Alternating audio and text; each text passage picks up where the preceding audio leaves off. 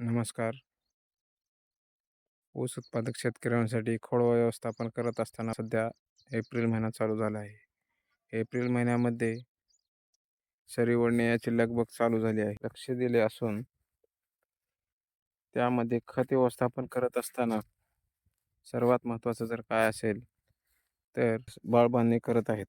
बाळबांधणी करत असताना खत व्यवस्थापन करणे खूप गरजेचं आहे. खत व्यवस्थापन करत असताना त्यामध्ये 12-32-16 2 पोती, त्याचसोबत पोटॅशियम 40 किलो, त्याचसोबत झिंक हे 10 किलो, त्याचबरोबर सल्फर 10 किलो आणि एक कीटकनाशक वापरायचं आहे. कीटकनाशकमध्ये आपल्याला अल्टेरा या कीटकनाशकाचा वापर करायचा आहे.